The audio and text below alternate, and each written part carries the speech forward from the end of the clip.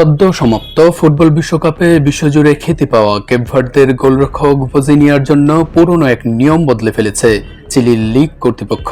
চিলির Primera division football league কর্তৃপক্ষ সর্বসম্মতিক্রমে নিয়ম শিথিল করে জার্সিতে আসল নামের বদলে জনপ্রিয় ডাকনাম ভজিনিয়া লেখার অনুমোদন দিয়েছে। বিশ্বকাপে চমক দেখানো ভজিনিয়ার আসল নাম জোসিমার হোসে এভোরা দিয়াস।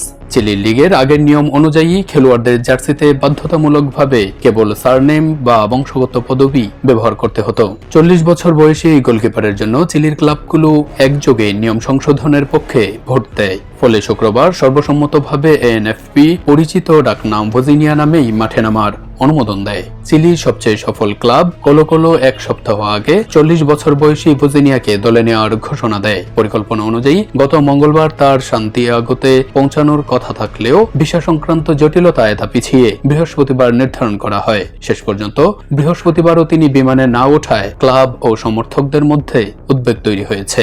কোলো কোলোর সভাপতি আনিবাল মোসা স্বীকার করেছেন, ভজিনিয়ার সঙ্গে চুক্তিতে এখনো সই হয়নি। কোলো কোলোর কোচ ফার্নান্দো অর্তিজ জানান, ভজিনিয়ার সঙ্গে আমাদের কথা হয়েছে। তিনি চিলিতে আসা নিয়ে বেশ খুশি। আশা করি তিনি দ্রুত সব ঝামেলা কাটিয়ে উঠবেন। সামাজিক যোগাযোগ মাধ্যমে সক্রিয় থাকলেও চিলিতে সম্ভাব্য এই দলবদল নিয়ে এখনো প্রকাশ্যে কোনো মন্তব্য করেননি ভজিনিয়া।